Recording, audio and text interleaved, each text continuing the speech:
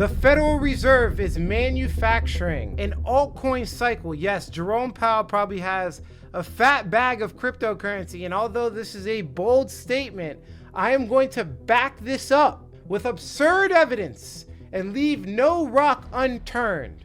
And just to be clear with you, I believe that after spending so much hours on research and looking into every variable, that we have the biggest entities in cryptocurrency right now that are all collaborating together to artificially create and manufacture an altcoin power cycle, the greatest altcoin cycle we have ever seen before. We have Vitalik Buterin releasing a full documentary on Ethereum, specifically on September 18th, 2024. The last time they made a documentary, it cost them $2 million and 3 years to complete it. And it just so happens to be that they are launching this documentary on the exact date that the Federal Reserve is deciding interest rate policy. Not a coincidence. Vitalik Buterin is literally trying to copy the exact same thing that Binance did with Binance US in September 24th, 2019.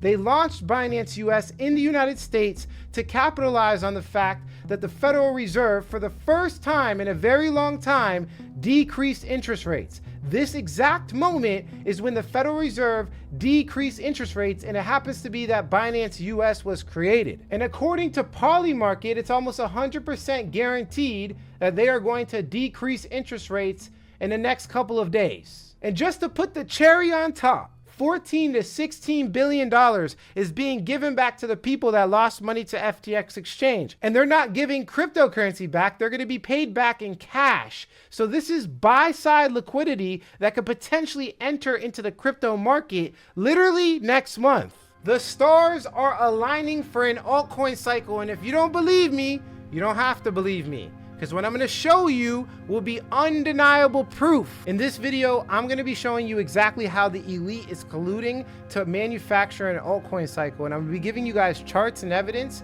that I've never before revealed on YouTube. And it also shows exactly where they purchase and exposes their exact game plan.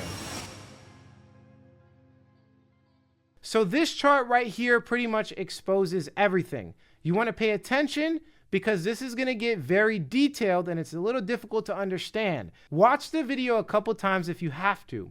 So what we're looking at here specifically is in the orange, we're looking at Bitcoin's price. That's Bitcoin's price, straightforward since 2019. Now, the other thing I want to show you specifically is the red line. Look at the red line. This is ETH exchange balance. So this is how much Ethereum is on centralized exchanges. Now, I want you to think about this for a quick second. Let's think about simple business, right? Very simple, straightforward. If you had a warehouse and you had an oversupply of Jordans, the goal of the warehouse, the goal of the store owner is to try to sell the Jordans, right? So when there's Ethereum coming on to these centralized exchanges, so when you see that number spike up, this means that they are selling more Ethereum. But if you see the opposite effect, if you see Ethereum coming off the exchanges, this means that they're not selling Ethereum. Does that make sense? So in the case of this chart, ever since right here, August 2020, Ethereum has been leaving the exchanges and it never reversed. Ethereum is leaving the exchanges, meaning there's entities involved that want to take the Ethereum, put it in their cold storage wallet and not sell it. Ever since 2020. So you have to ask the question, what happened in August 2020? And this was the DeFi boom. So as you can see right here, decentralized finance started taking off in July, August of 2020. This is Google search. And we just typed in DeFi as a search term. And you can see we have a monumental spike of people searching DeFi at that exact moment. So the DeFi boom started then. So basically right here, people were pulling their Ethereum off the actual centralized exchanges because they wanted to use it for lending, borrowing, decentralized applications. And this makes perfect sense, right? As you can see right here, we're just on a consistent downtrend, but it gets really interesting. I want to bring your attention to this point right here. There was a huge amount of Ethereum that just fell rapidly, right? As you can see right before your eyes. And at the same time, there was a whole bunch of USDC that came onto the exchanges at the exact same time. When I was first looking at this chart, I was like, okay, what's going on? Why is there such a big USDC spike? Why is there so much USD going on a centralized exchange at the exact same time we see Ethereum leaving the exchange? What happened there? Obviously, somebody took a whole bunch of cash and bought Ethereum, right? It's very clear. And if we look closer, you can see something very interesting. As you see right there, right in front of your eyes, this was the exact bottom of the market. So this was a massive transfer of wealth. Around this time right here is exactly when FTX Exchange filed for bankruptcy. That's absurd. FTX Exchange filed for bankruptcy on November 11th, 2022, which is absurd because it's one of the biggest centralized exchanges. What happened? You would think that if FTX Exchange filed for bankruptcy literally like right here, that the market would continue to fall down, because think about it for a second. That's the biggest centralized exchange, top 3 in the entire world, that went bankrupt, took all of the funds of their customers, and are just now paying it back. I remember that moment clearly. People were panicking, freaking out. Honestly, it was probably the worst event that's ever happened in the history of all cryptocurrency. So you would assume that the price would keep going down. Why didn't Bitcoin keep going down? Also, at the same time, we have a huge spike in USDC, meaning a whole bunch of cash went on to centralized exchanges, and a whole bunch of Ethereum got purchased and left centralized exchanges. Think about that for a second. Also, if you look at that spike of USDC going on exchanges, it kind of looks crazy. Like, what the heck happened here? That looks fake. Look at how crazy that spike is. We've never seen that before. Take a look at the date of the exact top of the spike, right? Look at the exact date. March 11th, 2023. I want you to remember that date because your mind is about to be blown. In the parable of the talents in the Bible, it talks about specifically investing your money and multiplying your money. And if you don't do this, it would be a bad thing. And if you look over here in Matthew 25, verse 29, for to everyone who has, more will be given, and he will have abundance. But from him who does not have, even what he has will be taken away. I believe this is the Bible basically predicting that the rich will get richer and the poor will get poorer, especially if you don't learn how to invest and handle your own financial situation, because things like this will happen. Evil people out there will take advantage of you, because I believe that right here at the exact bottom of the cryptocurrency market, there was an entity that purchased so much cryptocurrency that it caused USD to spike that big, and it caused the entire cryptocurrency market to reverse into a bull run. And in this exact moment, the average person would think that the market was going to go further down because FTX Exchange filed for bankruptcy. We have to be in a bear market. The market is over. People sold everything here to the rich and elite. And to make matters worse, on March 12th, 2023, March 12th, the Federal Reserve announces it will make available additional funding to eligible depository institutions to help assure banks have the ability to meet the needs of all of their depositors. This was one day after this monumental artificial spike in USDC. The Federal Reserve is prepared to address any liquidity pressures that may arise. With the approval of the Treasury Secretary, the Department of Treasury will make available up to $25 billion from the Exchange Stabilization Fund as a backstop for the BTFP. After receiving a recommendation from the Board of Federal Deposit Insurance Corporation and the Federal Reserve, Treasury Secretary Yellen, after consultation with the President, approved actions to enable the FDIC to complete its resolutions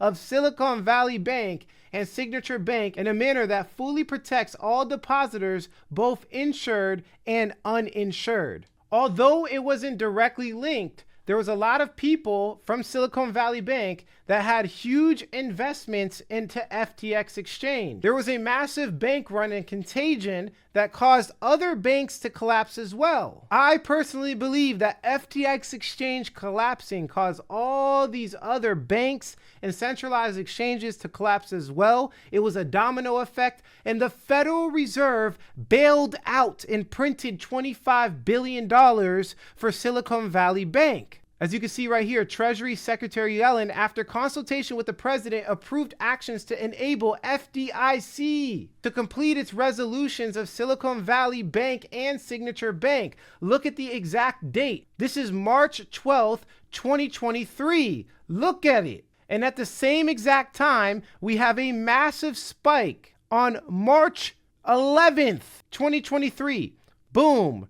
They're bailing them out. USDC spikes like crazy. What is going on? And to prove this further, watch this. You first have to understand what decentralized staking is with STETH, which is Lido. Lido is a decentralized staking solution for Ethereum and other proof-of-stake blockchains, allowing users to stake their tokens without locking them up, enabling liquidity while earning staking rewards. So instead of staking your Ethereum and locking it up, you can stake it here, receive STETH, you're minting or creating new STETH, right, for your ETH, which is worth the same amount of Ethereum, which is worth the same exact dollar amount as Ethereum, but you could use it to go onto other protocols, or you could sell it, you could do whatever you want. The other option is that you just have to keep your Ethereum forever staked and you can't do anything with it. When users stake with Lido, they receive staked tokens, aka STETH, that represent their staked assets and can be used for DeFi lending, trading, or other activities. Now, Ethereum runs off of something called proof of stake.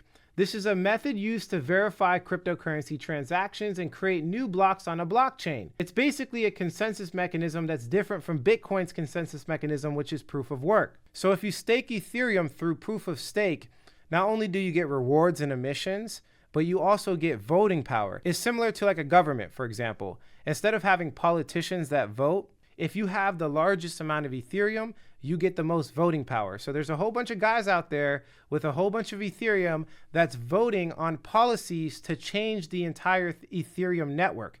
And through this understanding, you'll get why they did this. So when you take Ethereum and you put it into Lido, the protocol is managed by Lido DAO, which is a decentralized autonomous organization. So basically, through this organization, they control where the voting power goes. So to put it simple, a whole bunch of people have Ethereum.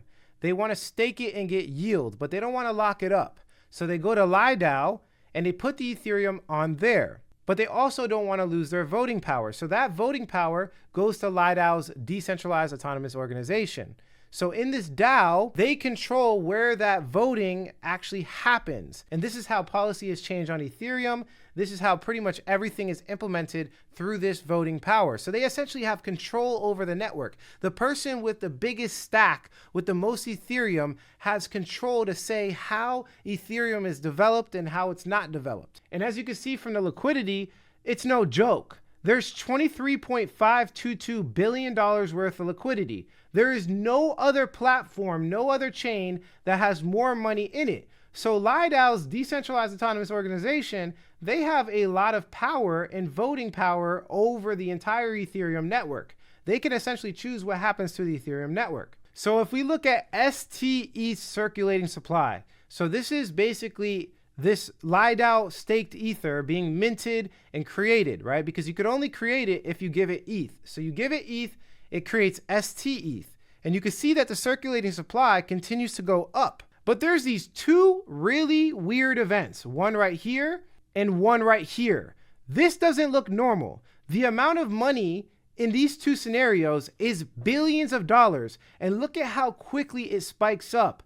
One person on this date right here, literally in one day, moved this much ETH. And if we specifically do the math, the first time we had a spike, that was about $3.4 billion with a B, not million, with a B, moving in approximately 48 hours. The second time, we have $5.4 billion with a B, moving in approximately 24 to 48 hours. That does not make any sense.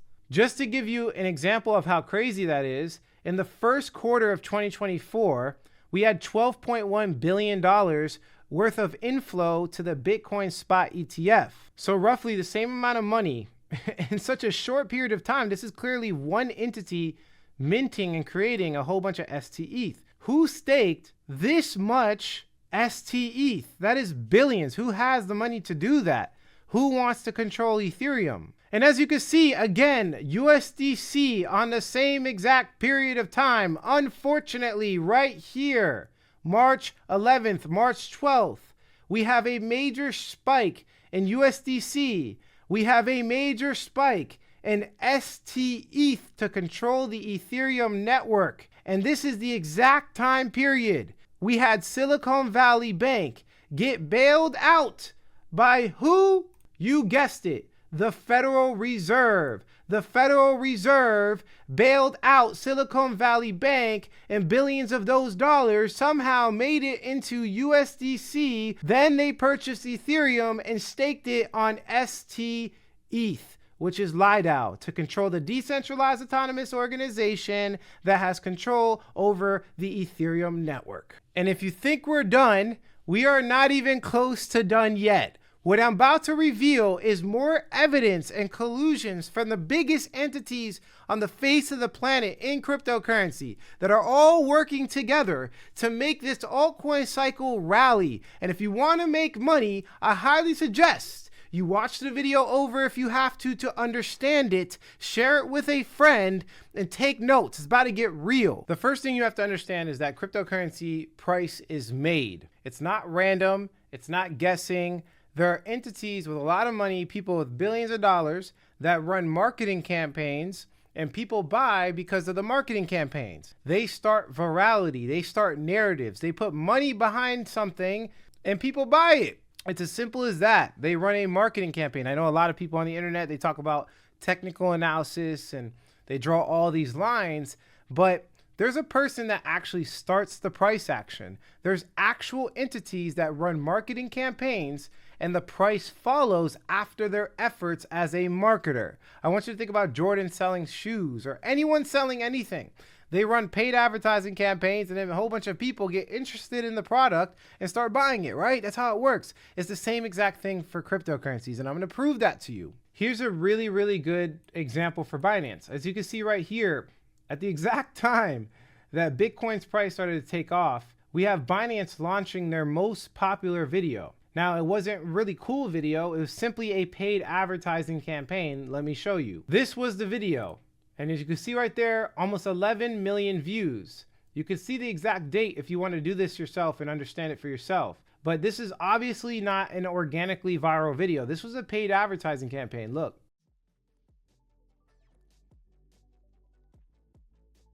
They are advertising their exchange. Where do you buy coins from? You buy it from the exchange.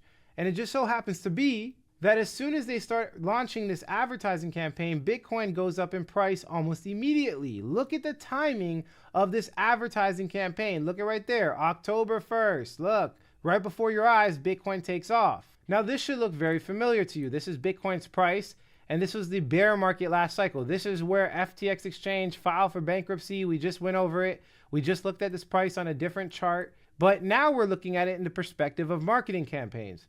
And as you can see, Coinbase launches 2 extremely viral videos with millions of views, and they put money behind it just like Binance. They dropped a whole bunch of money and promoted a marketing campaign at the exact bottom. And as we've shown before, somebody bought a whole bunch of cryptocurrency at the exact bottom. Did they want to ensure that the price of their coin goes up? I think so. Somebody bought a whole bunch and then they basically pushed the market into a bull run with marketing campaigns. As you can see right here, Coinbase launches it at the exact bottom, man. This is just, it doesn't get better than this. This is so clear. And that is Coinbase's 2 most popular videos right here and right here, sending people to their centralized exchange to do what? To buy cryptocurrency, making the exact floor of the price of Bitcoin and all cryptos, and sending us into a full-on bull market after somebody just purchased a whole bunch of cryptocurrency, potentially using the Federal Reserve's money. That's basically a hidden tax on the public because they printed it and it isn't real money, and they bought the bottom of cryptocurrency, which is insane. And then we have a couple of other paid advertising campaigns, and we're going to go over this moving forward.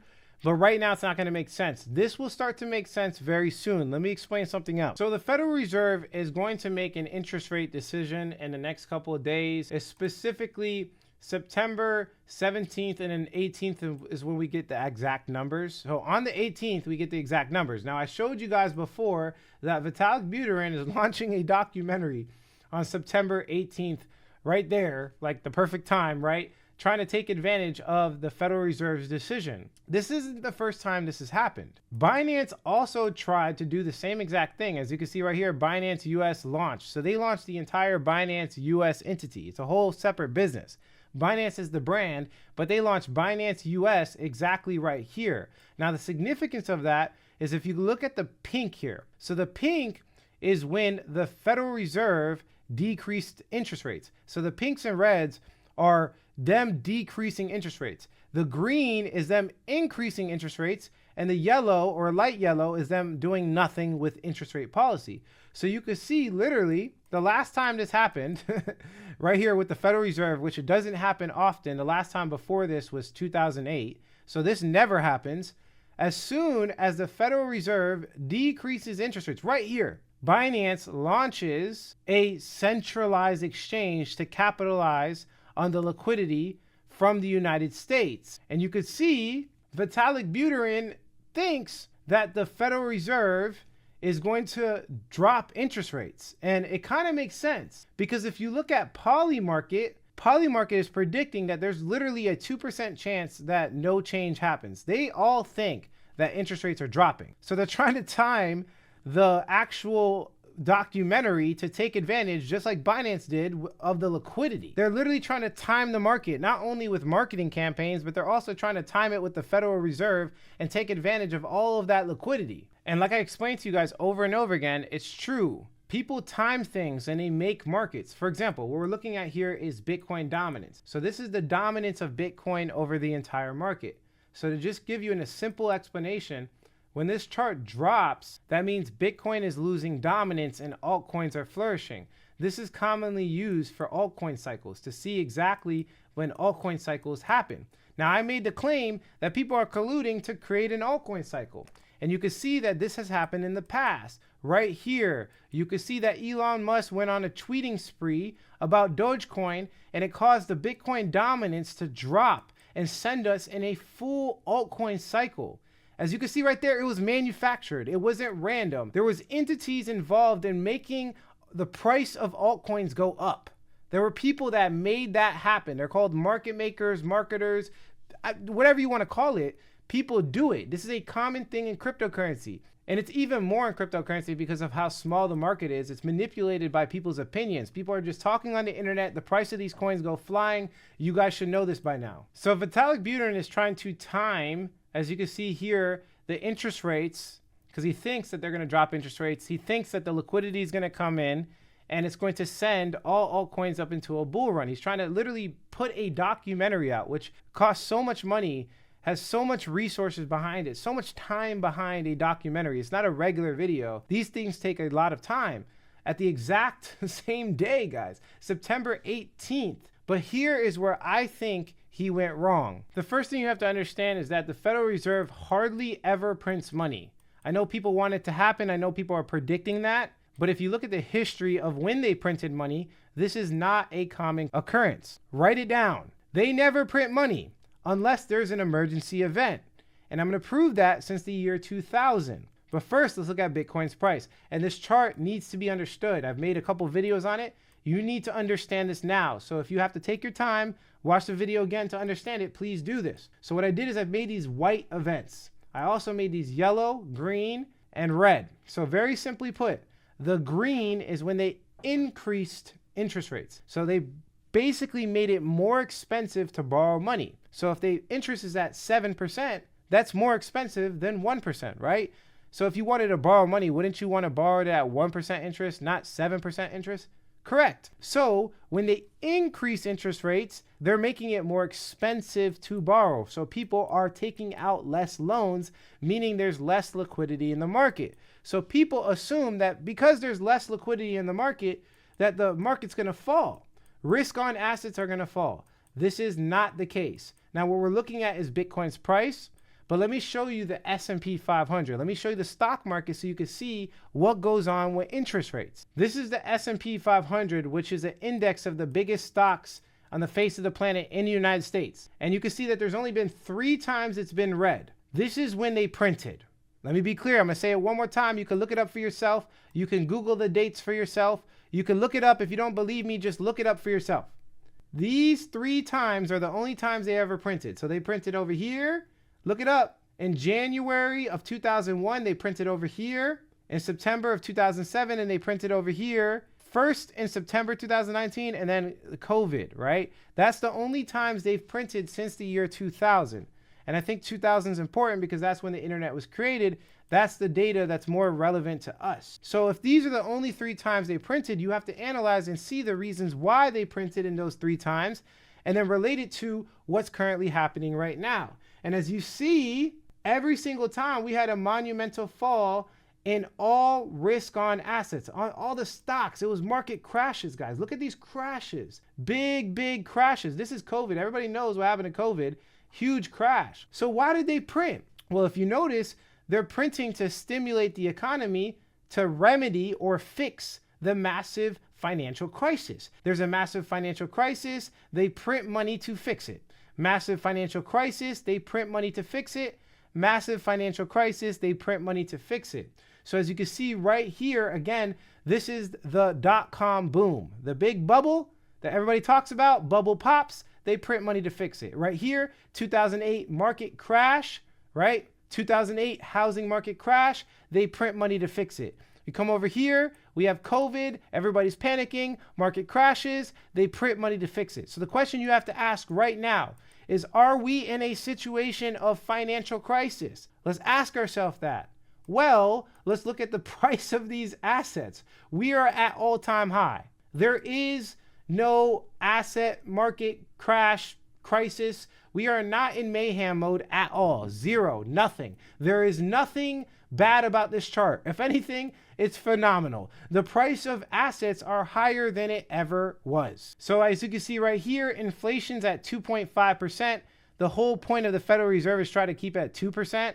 Unemployment rate, there is no spike. It's remaining pretty consistent. It actually went down 0.1%, this recent data, and everything kind of looks fine. Nothing's broken. There is no financial crisis. So I don't see a reason for them to print at all. And even if we look at the actual demand over the US dollar in the world, right? The people denominating their actual treasury assets in USD, meaning they're saying, hey, we're using USD. Basically, the countries in the world using USD, we have been on an uptrend. So the demand, the actual demand that's coming from the world is like they're wanting to use more dollars. They're wanting to do it. So literally everything on the Federal Reserve is looking great.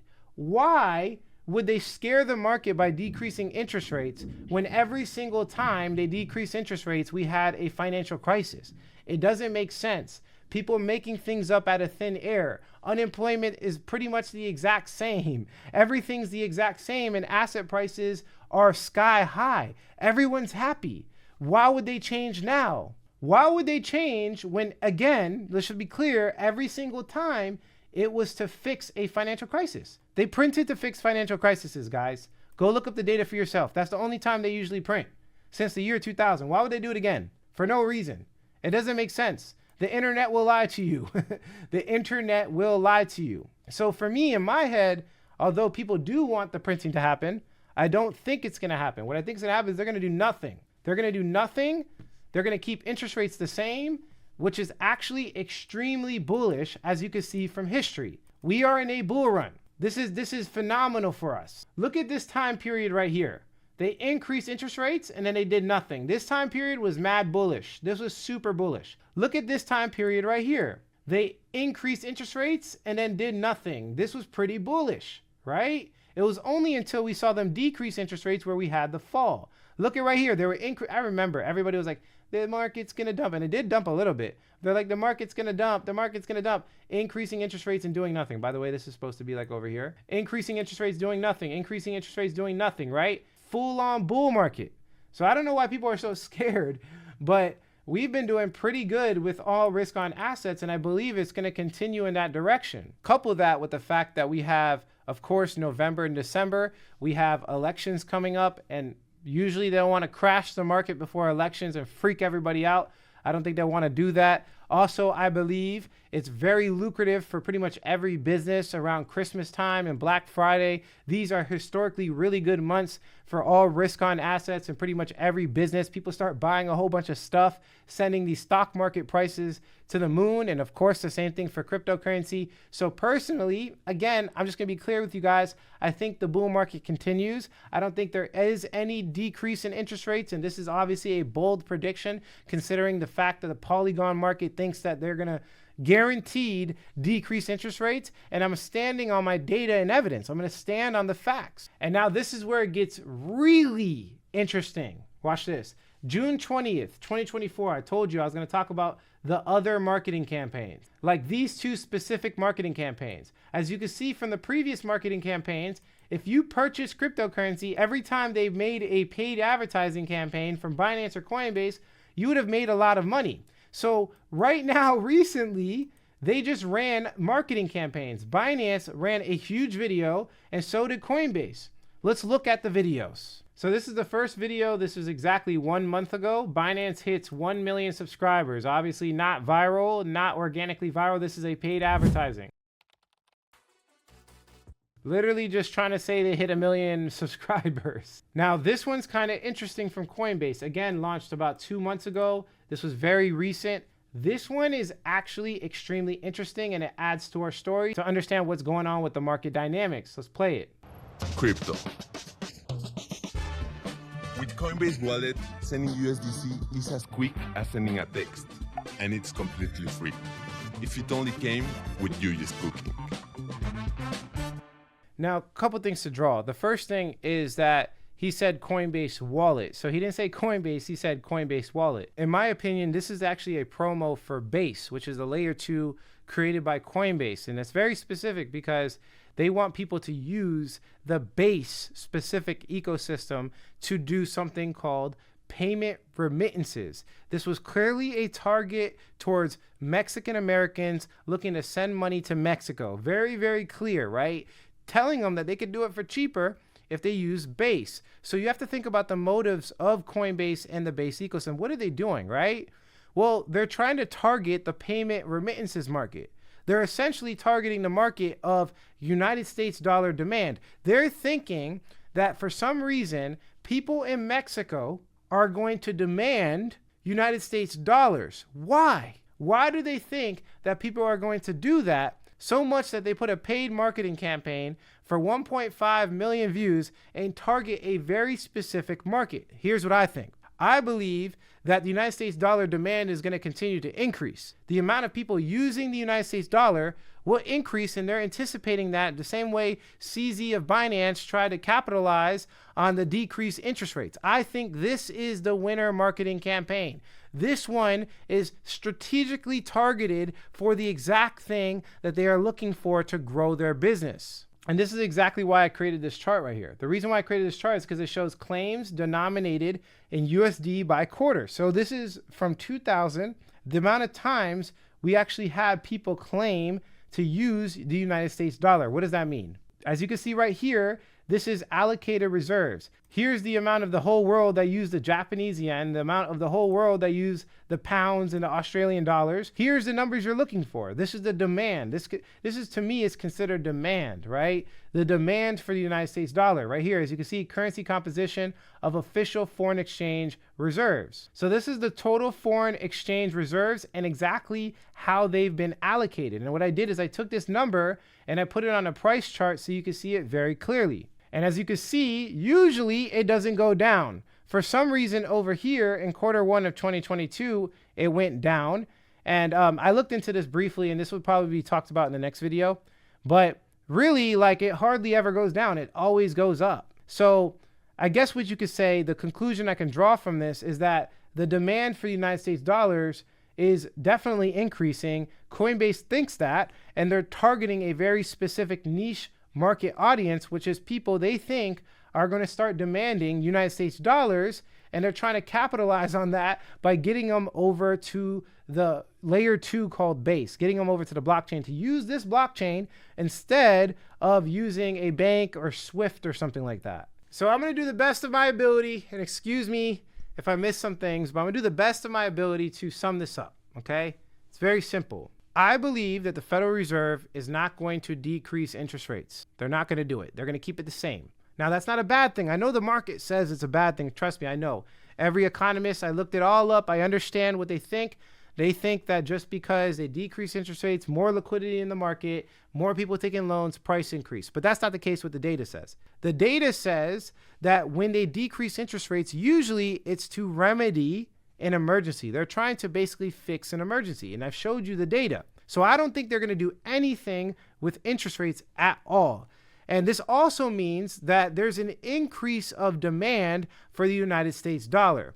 And Coinbase sees that, and they're trying to capitalize by sending people over to the Base ecosystem. Now, if you know anything about Coinbase, they have a lot of connections to the Federal Reserve. There's been people from the Federal Reserve that's worked for Coinbase, and there's a lot of people that work for Coinbase to the Federal Reserve. Also, the USD, stablecoin was actually launched on Coinbase and given a lot of popularity on Coinbase. So like, for example, back in the day, you could transfer USDC on Coinbase for free for the longest. And this is like the only place you could do it. So they kind of partnered. They don't officially say it, but they've kind of partnered and made that happen. So there's a lot of connections all over that. Now, somehow, for some reason, at the exact bottom of the market last cycle, we had specifically FTX Exchange filing for bankruptcy, the entire market falling, and then we have a whole bunch of big entities piling in, buying Ethereum to control the Ethereum blockchain. You saw the spike in USDC, and somehow I believe some of that money came from the bailout of the Federal Reserve to Silicon Valley Bank. They're trying to bail out Silicon Valley Bank, and that money somehow found its way into controlling the Ethereum blockchain, because I don't know, who wants to control the Ethereum blockchain? Maybe the Federal Reserve, that's controlled pretty much the United States dollar, which is the world reserve currency since it started, right? Just think about that. Who wants to control money? Federal Reserve, they print, come on. This is crazy, right? Just think about this for a second. And then we have Vitalik Buterin on the exact same day trying to launch, right? This specific documentary to maybe just get some liquidity for the Ethereum project. I mean, there's a lot of people doing a lot of things. The question is, what's going to work? I don't know. I don't know everything. I don't have a crystal ball, but I do have extremely deep research. And if you want more extremely deep research, consider subscribing to the channel, liking the video, sharing it with a friend. And of course, if you guys want even denser research, because I do give all of my information to my private group before I give it publicly, head on over to coinpixedu.com. The link will be down low in the pinned comment. And there, I mean, they got this information like about a month and a half ago. And yeah, way more research, guys. And I also give all of my buy and sell calls in my groups before anywhere else on the internet. But thank you for watching anyways. Hopefully you found this video valuable and you learned something from this. I'll talk to you guys later. If you like the quality of this content, hit like. If you don't, leave some constructive criticism. Subscribe for more video updates. And like I always say, if you don't get with it, you will get left behind. Catch you guys later. Peace out.